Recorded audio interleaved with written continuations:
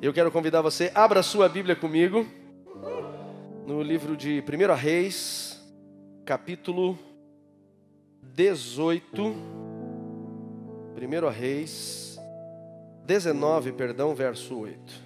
A palavra do Senhor diz assim: Então Elias se levantou, comeu, bebeu, e fortalecido com aquele alimento, viajou 40 dias e 40 noites, até chegar ao Sinai, em Horebe, o monte de Deus. Ali entrou em uma caverna e passou a noite. Então Elias ouviu a voz do Senhor, que lhe questionou nestes termos: O que está fazendo aqui, Elias? Ao que ele respondeu: Sinto minhas entranhas serem consumidas, por causa do ardente zelo que tenho por Yahvé, o Senhor, Deus dos exércitos. Porquanto os israelitas abandonaram a tua aliança, destruíram os teus altares, mataram os teus profetas ao fio da espada. Fiquei somente eu. Restou somente eu na sua presença. E agora também procuram tirar a minha vida. Diante dessas palavras, Deus lhe disse: Sai deste lugar e vá e fique diante de mim no alto do monte. Então o Senhor passou por ali e mandou um vento muito forte que fendeu nos morros, partiu as rochas em penhascos. Contudo, Yahvé não estava no vento. Quando o vento arrefeceu e parou de soprar, ocorreu um forte terremoto. Também o Senhor não estava no tremor das terras. Em seguida ao terremoto caiu um fogo, mas o Senhor também não estava no fogo. Depois do fogo veio um sussurro de brisa suave e tranquila. Assim que Elias percebeu aquele murmúrio, puxou a sua capa para proteger o rosto, saiu e postou-se à entrada da caverna. Então uma voz lhe indagou: O que fazes aqui, Elias? Ao que ele novamente respondeu: Sinto minhas entranhas serem consumidas por causa do ardente zelo que tenho por Yahvé, o Senhor, Deus dos exércitos. Porquanto os israelitas abandonaram a sua aliança, destruíram os teus altares, mataram teus profetas a fio da espada, fiquei solitário, restou somente eu. Agora procuram tirar a minha vida também. Então o Senhor Deus lhe orientou: Se levanta, retorna por onde você veio no deserto de Damasco. E quando chegar lá, ungirás rei de Israel, já me perdi aqui. E ungirás Azael como rei da Síria. Jeú, filho de Nimsi, ungirás rei de Israel. E Eliseu, filho de Safate, da cidade de Abel-Meloá, ungirás a ser profeta em teu lugar. Quem escapar da espada de Azael, Jeú o matará. E quem fugir da espada de Jeú, Eliseu o matará. Você pode fechar seus olhos, curvar sua cabeça e pedir que Deus venha ministrar o seu coração nesta noite. Jesus, obrigado. Obrigado porque podemos ter plena liberdade de adorar, engrandecer o seu nome. Obrigado por este tempo de adoração que nós viemos entregar ao Senhor, mas saímos daqui edificados. Enquanto louvamos, o Senhor nos edifica, o Senhor nos fortalece. Enquanto adoramos, o Senhor nos liberta, o Senhor nos cura. Enquanto louvamos, o Senhor manifesta a tua paz e a tua graça. Obrigado pela oportunidade que temos de estar à sua casa. Eu peço, Deus, que o Senhor nos conduza agora a ouvirmos a tua doce voz. Que a tua voz ela seja assim impactante, diretiva, se necessário de confronto. Ah, Deus, que a tua paz, a tua palavra, ela também seja de conforto, de paz. Que possamos receber aquilo que vem do Senhor. E ao recebermos, possamos viver a manifestação plena de Ti sobre as nossas vidas. Esta é a minha oração, em o nome de Jesus. E aquele que concorda, diga: Obrigado, músicos. Antes de começar, eu quero falar uma coisa importante para vocês. Cuidado com as suas orações. Se você está disposto mesmo a viver o que você ora. Semana passada, já estamos há 15 dias passando por umas tempestades de enfermidade em casa. Todos sabem que ou grande maioria da igreja acredito que sabe que na semana anterior os meus meninos foram internados, os gêmeos internados e o Fernando com virose em casa. E ficamos basicamente 3 dias em função de todo este processo. E lá no hospital, eu e a Anne fizemos a mesma oração em tempos diferentes, sem um saber. Dizíamos: Deus, tira deles e dá para nós. Meu irmão, você faz a oração, alivia eles. E foi um negócio impressionante, que na sexta-feira eles receberam alta, voltaram para casa e acalmou toda aquela crise, mas aí, de um outro jeito, o negócio deu ruim. Então, eu não me arrependo da oração. Melhor que sofra eu do que eles. Mas cuidado que você ora. Poderia ter orado e falar, Deus, tira deles e manda para os porcos. É ou não é? Fiz a oração errada. Até nisso a gente aprende a orar, né, Elvis? Até nisso a gente aprende a orar. Bom, amados, esse texto que lemos aqui é um texto muito conhecido. História de Elias, o profeta. E tantas aplicações eu já fiz aqui na vida de Elias, tantas. Poderia com certeza dizer para vocês que eu já perdi as contas de tudo aquilo que Deus, antes de ministrar a igreja, já ministrou a minha vida sobre a história deste grande profeta de Deus. Certamente, Samantha, na minha avaliação, por mais que a história do ministério de Elias seja uma história curta, e entendo então que ele não teve um ministério muito longo, pelo menos aquilo que Deus fez, né, de impacto na vida dele, deve ter durado aí coisa de 3 anos e meio, 3 anos e 7 meses, no máximo, que é o período desses 3 capítulos de 1 Reis. Ele marcou tanto a história da nação de Israel, ele se tornou tão a referência, que Jesus falou de Elias, que os apóstolos falaram de Elias, que ele entrou na galeria dos grandes heróis da fé. Quando lemos a vida deste homem, podemos dizer que ele é um exemplo perfeito de alguém que, em um momento da sua caminhada cristã, da sua carreira ministerial de ele foi bem sucedido. Um cara que chegou rapidamente ao auge do seu ministério. E talvez uma das principais características de Elias, Diego, no início da sua caminhada, lá no capítulo 7 de 1 Reis, no capítulo 17 de 1 Reis, é a ousadia. Quando Deus diz para ele, vai e prega contra o pecado de Israel, ele não temeu os exércitos de Acabe, ele não temeu as atuações malignas que cercavam Jezabel, aquela mulher endemoniada de Acabe, ele não temeu nem a autoridade do próprio rei. A Bíblia diz que ele se levantou, Sandro, entrou no palácio, deu de dedo na cara do profeta e disse, só vai chover segundo a minha palavra, só para Deus provar que quem comanda o clima não é Baal, mas é ele. E ele saiu pela porta da frente. E Deus falou, agora se afasta. Ele fica escondido 3 anos, não escondido, mas ele fica aguardando 3 anos e meio, numa terra seca, longínqua, uma terra gentia, chamada Serepta. E lá o Senhor provê para uma viúva, para que ambos fossem sustentados, e provê através da palavra do profeta. E depois de 3 anos e meio, Deus falou, agora volta, Elias. Então, Emílio, a Bíblia diz que Elias ele se levanta e retorna para Israel com o objetivo de confrontar agora o povo e ao rei e fazê-los entenderem que de fato o que eles estavam vivendo era consequência dos seus pecados e das suas escolhas. E a Bíblia diz que assim ele aconteceu, quando Acabe vem encontrá-lo e diz, você é o perturbador de Israel. Ele falou, eu não, é você e a tua casa. Se fosse nos dias de hoje ia ficar ofensivo, porque ele aponta o dedo para Acabe e diz, é você, é teu pai, é tua mãe. E como que você coloca pai e mãe no negócio, fica esquisito, não é? Mas o cara tinha ousadia. Ele diz, reúna toda a nação, reúna também os profetas de Baal, os 450, traga também os 400 profetas de Azerá, esses deuses pagãos que você tem levado o povo a adorar. Eu quero falar com eles. Então a Bíblia diz que em uma assembleia solene, ele confrontou toda aquela nação e dizendo, até quando vocês vão cochear?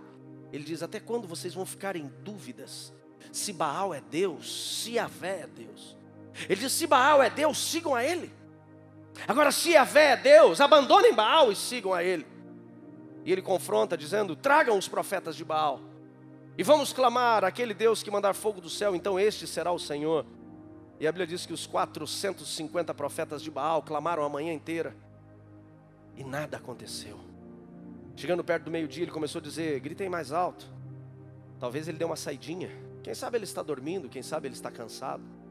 E a Bíblia diz que nada aconteceu. Então, após o almoço, ele disse, tragam-me água. 12 litros de água foram trazidos. Foram derramados sobre aquele holocausto, para ninguém dizer, mas o sol das 13 horas É um sol que queima, né, Elvis? Só nós sabemos. Hoje tivemos um casamento lindo, à luz do sol, 13 horas. E o Elvis estava de terno preto, mas estava um padrinho bonito. Ele falou para que ninguém pense que aquele sol escaldante, 45 graus no deserto, gere uma combustão com a gordura do animal e digam que foi apenas um fenômeno natural. Ele diz: encham de água, abram valetas em volta, e ele mandou colocar mais água e mais água. Então ele diz: Deus, prova para este povo quem de fato é Deus. E a Bíblia diz que o Senhor respondeu mandando fogo do céu. A Bíblia diz que aquele fogo lambeu a água, queimou o animal, a lenha e eliminou tudo. E aquele povo então se prostrou diante do Senhor, dizendo: o Senhor é Deus, o Senhor é Deus. Ele falou: acabem com essa palhaçada. O cara estava no auge do ministério. Todo mundo entendendo que de fato a autoridade maior naquele lugar não era Acabe, Jezabel, mas sim o homem de Deus plantado naquele lugar. Se isso fosse pouco, Marcos, a Bíblia diz que ele sobe ao monte e ele começa então a clamar de cócoras. E a Bíblia diz que depois de clamar ao Senhor, ele diz para o seu moço, o seu servo: sobe no monte e veja se há sinal de chuva. E aquele menino subiu e olhou para as bandas do mar, e ele olhou e não encontrou, e desceu e disse: não tem nada. Ele falou: sobe de novo. E 7 vezes Aquimone, aquele rapaz, subiu, e nas 6 primeiras nenhum sinal de chuva. Então Juliana, na 7ª vez, a Bíblia diz que aquele jovenzinho disse: eis que eu vejo uma pequena nuvem do tamanho da mão de um homem. Ele falou: então corre e avisa Acabe que a chuva vai descer. E você conhece a história. O céu se abriu. Depois de 3 anos e meio, o Senhor abriu as comportas dos céus e aquela terra foi inundada, para que eles soubessem que de fato Deus estava no controle de todas as coisas. Você pode dar um glória a Deus por isso? Amados, não existem situações desconfortáveis que eu e você enfrentamos que Deus não esteja no controle. Nada. Por mais doloroso, por mais difícil, por mais complicado, entenda, Deus sempre vai estar no controle. O cara estava no auge. E talvez este seja um dos motivos de no próximo capítulo, que é este que nós começamos, o capítulo 19, quando ele recebeu um confronto de Jezabel, mulher de Acabe, que manda um mensageiro até Elias dizendo: ei, que os deuses se levantem contra mim se amanhã, até este horário, ou seja, em 24 horas, eu não faça com você o que você fez com os profetas de Baal. Agora era para mim. Elias foi um cara que ele confrontou os exércitos de Acabe. Elias foi um cara que confrontou os profetas de Baal, os profetas de Azerá. Ele confrontou o próprio rei, dando de dedo na cara dele, não uma, mas pelo menos 2 vezes. E quando ele recebe um recado, a Bíblia diz: e Elias teve medo e fugiu.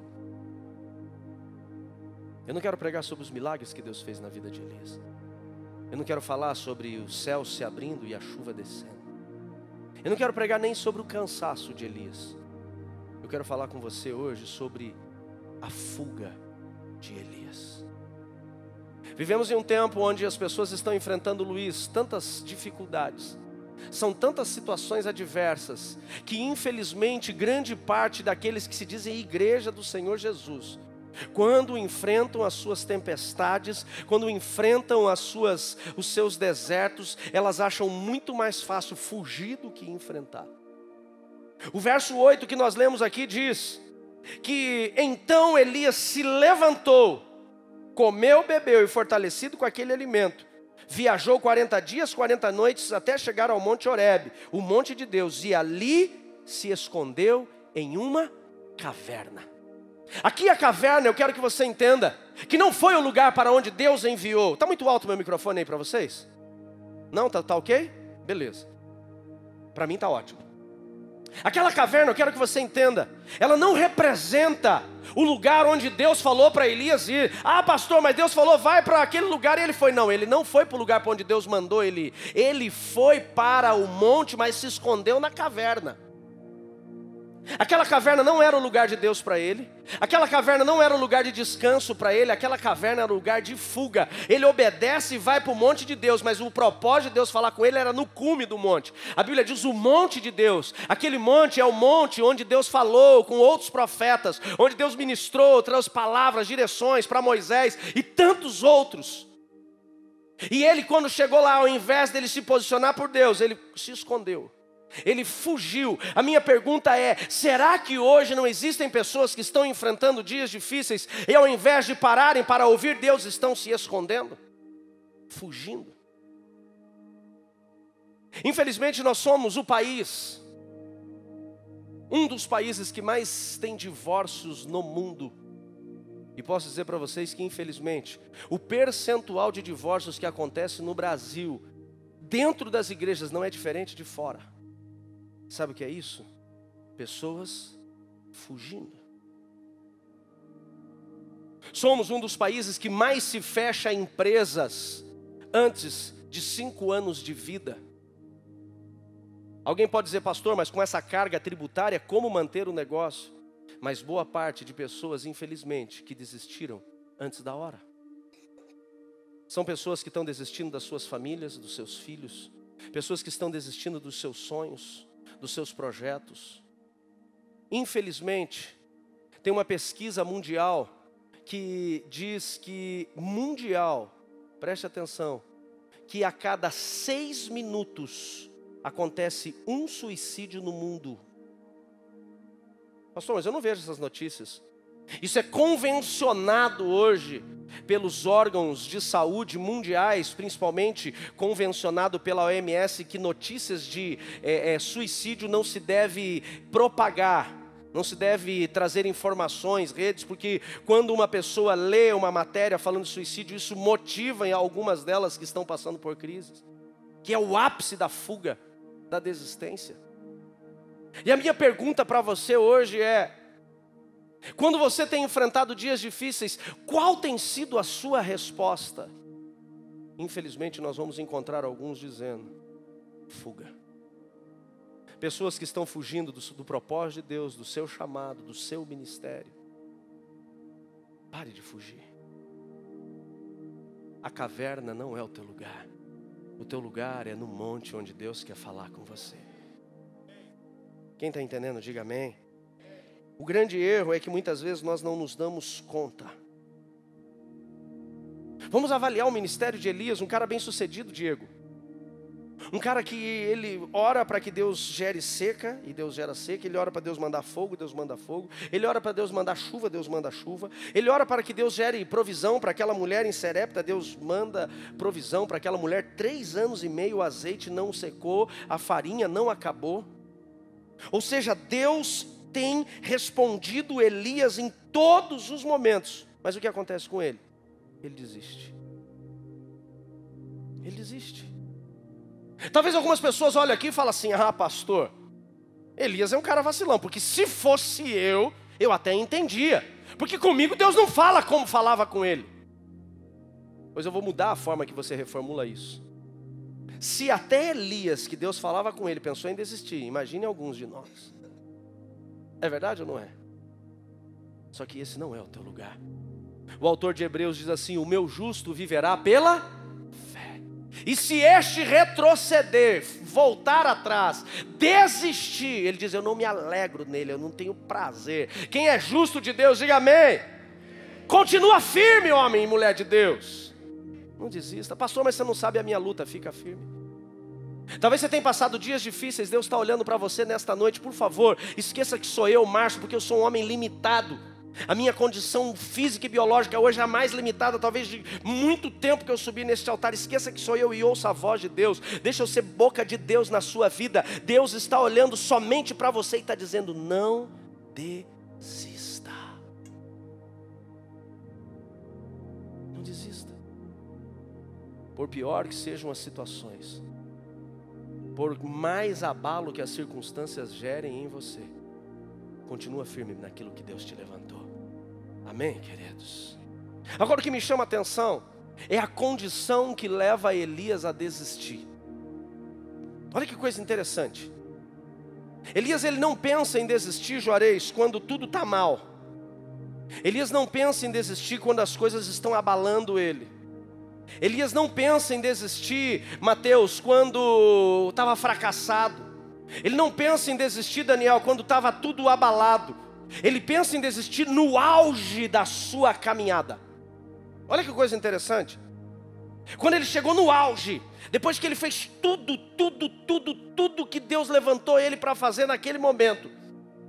Chuva, seca, chuva, fogo, tudo, confronto, restaurou o altar, o cara saiu, na minha avaliação, ovacionado, aplaudido, as pessoas impactadas com a mensagem pregada. No dia seguinte, que ele tinha tudo para levantar, estalar os dedos e falar: vamos continuar. Deus me levantou para reformar esse povo. Ele recebe uma notícia, e essa única notícia que ele recebe faz com que ele pense em desistir de tudo. Uma palavra. Talvez tem gente, Keyson, que tem desistido por causa de uma palavra: não me procure mais, suma da minha vida. Você não tem capacidade para isso. Talvez uma palavra de rejeição, talvez uma palavra de ofensa, talvez uma palavra de humilhação. Agora preste atenção comigo. O que é uma palavra diante de tudo aquilo que Deus tinha feito na vida do profeta?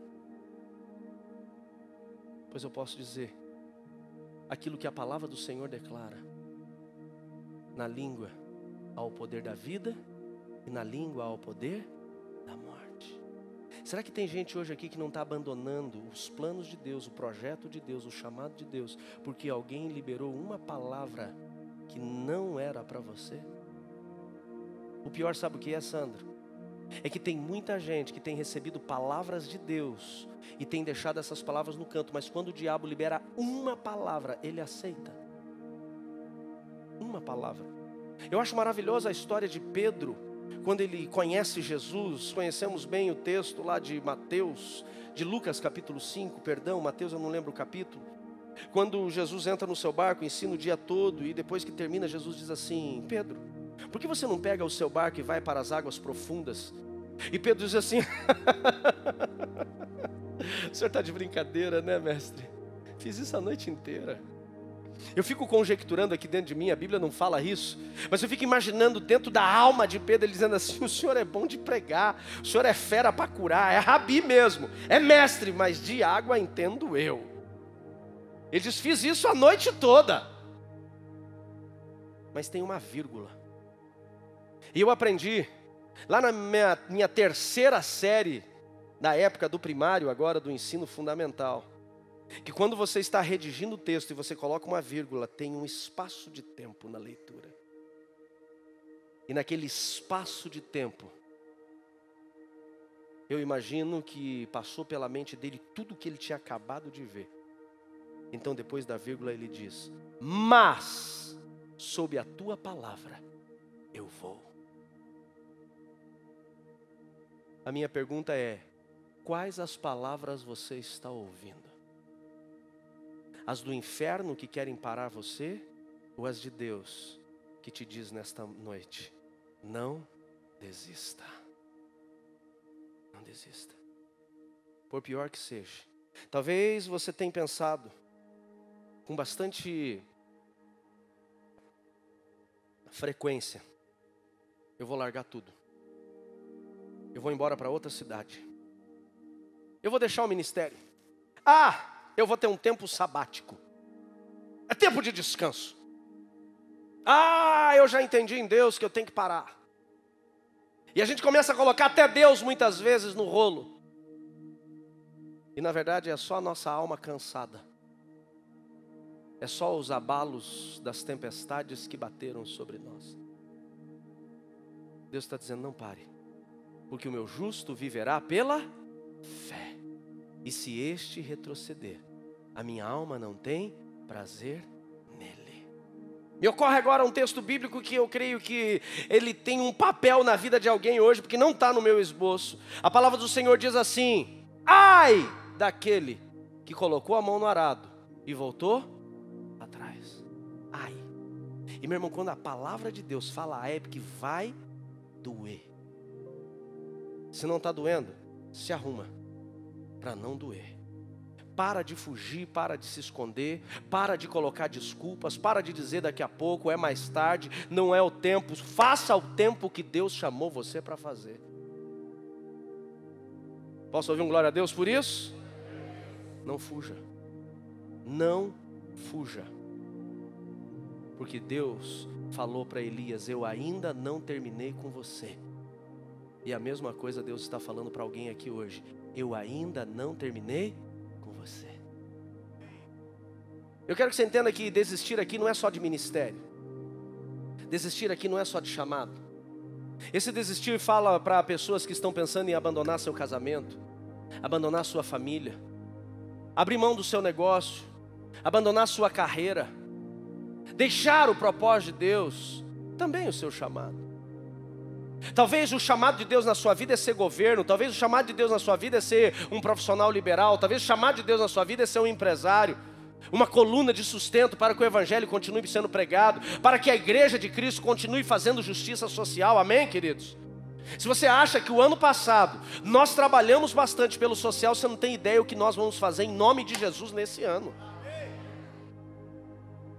Se você acha que o ano passado, com o mercado social, com os projetos sociais da igreja, com as escolas sociais que nós fizemos alguma coisa, não foi nada diante daquilo que Deus quer fazer através da minha e da sua vida neste lugar.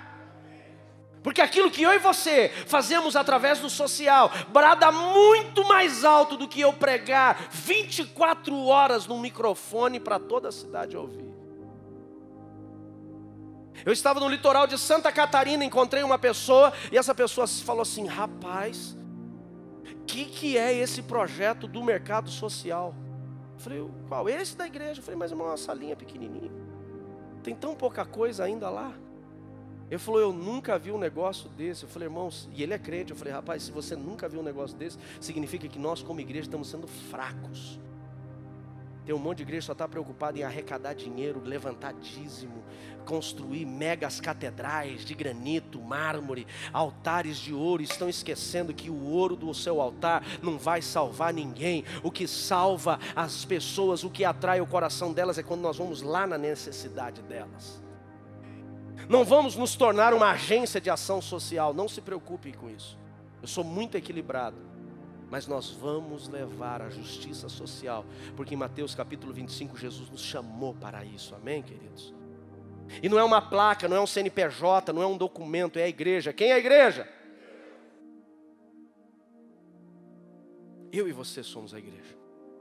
Eu posso dizer para vocês, que se saíssemos com o relatório dos nossos projetos, de quantas famílias temos alcançado, e fôssemos para muitas entidades e empresas, o nosso mercado social não ia ter espaço nas gôndolas para colocar tudo o que precisava colocar.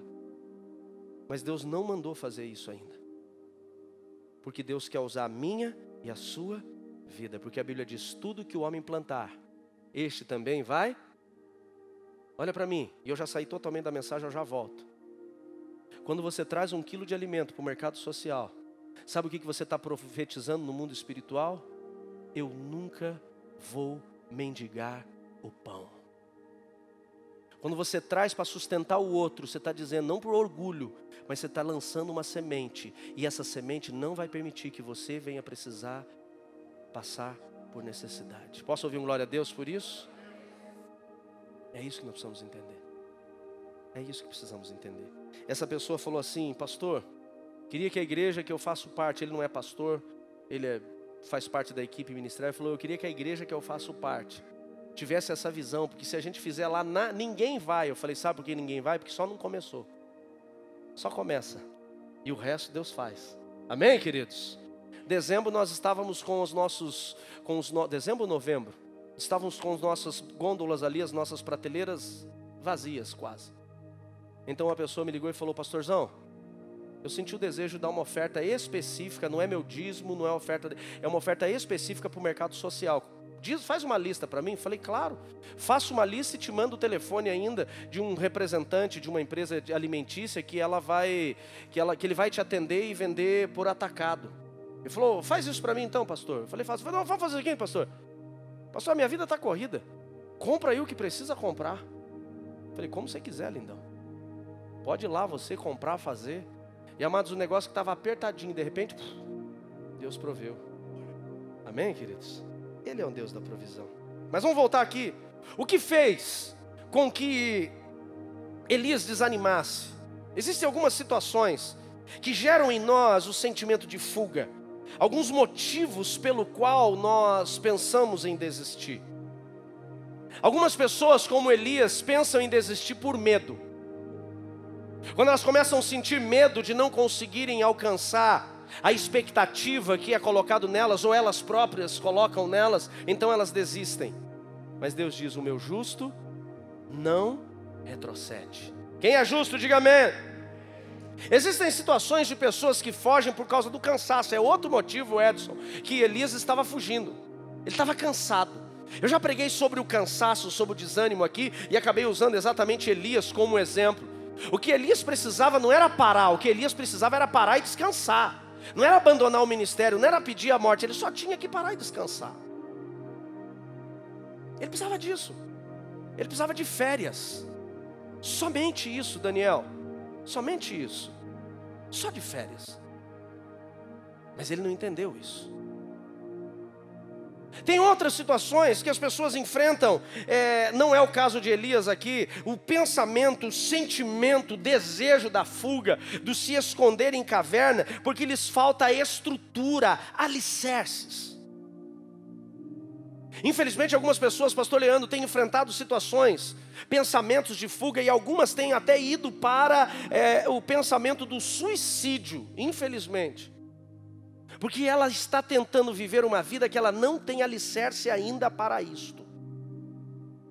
Emerson, o que eu tenho encontrado de pessoas que não conseguiram entender a palavra de Jesus em Lucas capítulo 7, onde o texto diz, aquele que ouve as minhas palavras e as pratica é semelhante ao homem que construiu sua casa aquele que ouve e pratica, construiu na rocha. Vieram as fortes chuvas, os ventos, as águas se levantaram contra aquela casa, mas ela ficou firme. Porém, aquele que ouve as minhas palavras e não as pratica é semelhante, Mateus, a uma casa construída na areia. Vieram as mesmas fortes chuvas, vieram os mesmos ventos, as águas subiram contra aquela casa e ela caiu.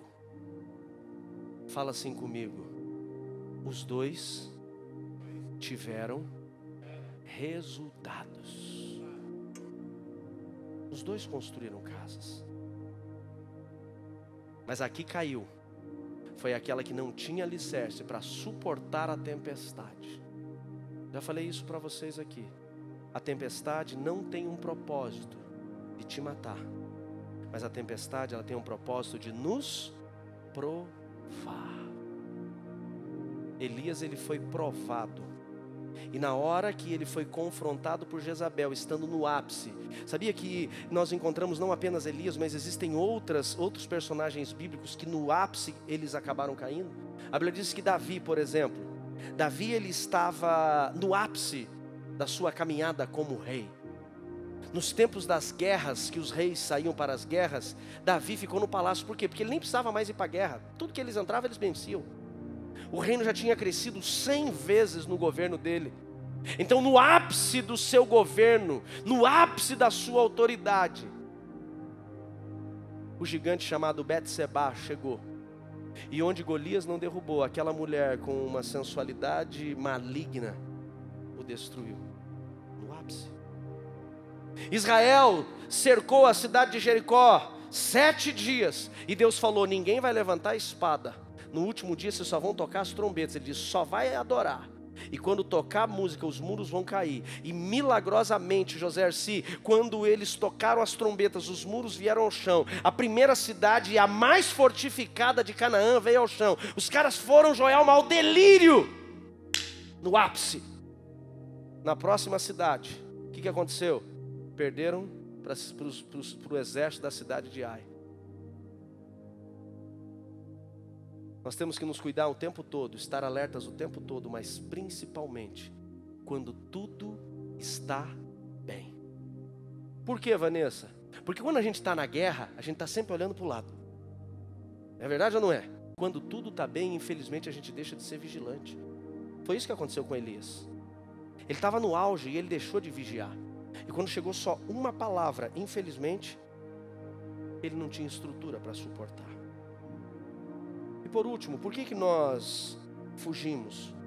Muitas vezes porque nós estamos longe demais do propósito de Deus. A gente tem que entender que tem tempestade que levando o nosso caminho, meu irmão, é porque a gente está no caminho errado. E do nada, meu irmão, saiu. Quando saiu, eu me arrependi de ter falado. Sabe quando dá vontade de sair correndo? Eu falei, agora, sabe o que você está enfrentando? É que você está na boca do peixe. Ele falou, eu estou em crise. Eu falei, agora aguenta, macho. Agora aguenta, porque agora veio a pancada. E é isso que a gente tem que entender. Sabe por que às vezes nós fugimos? Porque nós não estamos no propósito de Deus. Então dá vontade de fugir, dá vontade de desistir, dá vontade de desanimar. Ele falou, eu quero largar tudo. Eu quero abandonar tudo. Eu quero ir embora. Eu não sei mais o que eu faço. Eu falei, para. Não desista. Porque Deus ainda não terminou com você. Posso ouvir um glória a Deus por isso? E eu preciso encerrar. E digo para vocês que é muito provável que o que Deus está ministrando hoje para nós aqui começou exatamente daquilo que Deus começou a ministrar sobre ele. Porque Deus vem continuamente falando sobre isso. Não desista. Porque Deus ainda tem coisas para fazer através da sua vida. E eu quero encerrar, Karine, falando sobre as características de um fujão. As características de uma pessoa, Denise, que tem escolhido se esconder na caverna. A primeira característica de um fujão, abra lá com a Bíblia comigo, por favor, para a gente encerrar, em 1 Reis 19, verso 3. A primeira característica de um fujão, está no verso 3, diz assim: assim que Elias recebeu o aviso, ele fugiu. A primeira característica de uma pessoa que está indo para a caverna é exatamente essa. Ele começa a fugir das coisas. Tem algumas pessoas que infelizmente, sendo para elas é mais fácil fugir do casamento, fugir da empresa que está difícil, fugir do trabalho que ele está sendo perseguido, fugir do ministério, fugir do seu chamado, do que ele enfrentar os dias difíceis. Quem está entendendo, diga amém. A Bíblia diz, e ele fugiu para salvar a sua própria vida. Se ele fosse um cara fracassado, eu poderia até dizer, ele fez a coisa certa, ia se arrebentar, mas o cara estava no auge do ministério. Mas ele fugiu. Segunda característica, Tiago, que nós vemos, continua no verso 3. Chegando em Berseba, que pertence a Judá, deixou ali o seu servo e partiu sozinho. A segunda característica, pessoas que estão entrando na caverna, elas têm a característica, Marcos, de se isolarem. Cuidado. Cuidado você, que tem passado por dias difíceis, por momentos complicados. Você que tem sido confrontado por palavras do inferno. Você que tem sido confrontado para não viver o propósito de Deus e começa a se isolar.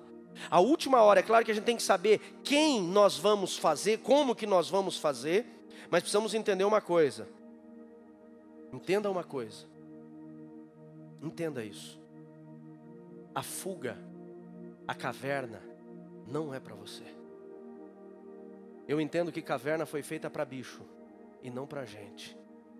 Deus nos criou como seres relacionais. Só saiba com quem vai andar, mas não se isole. Eu posso dizer que essa pessoa que eu tenho caminhado com ela, que Deus tem me usado como instrumento na vida dela. Ele ontem, quando encerramos, nós terminamos nossa caminhada, era perto das 9 horas da noite. E eu desse jeito. Ele falou assim, cara, eu não sei o que eu faria nesses 2 dias se eu não tivesse parado para conversar com alguém de Deus. Olhe para quem está ao seu lado e diga, caminhe com pessoas de Deus. Diga assim, não se isole, não fique sozinho, não se isole. Essa semana, infelizmente, eu não consegui dar uma atenção para uma pessoa que eu amo demais. Eu estava num treinamento, quarta-feira eu tive um treinamento, e essa pessoa me ligou, eu atendi no meio do treinamento, Eu falei, estou no treinamento. Ele falou, não, é só para conversar contigo. Eu falei, aconteceu? Não, é só conversar. Mas hoje essa pessoa abriu o coração e falou, pastor, eu estava abalado. Eu precisava conversar com alguém e eu escolhi falar com você. E eu, cabeção, não estava disponível para ele naquela hora. Não se isole. Não se isole.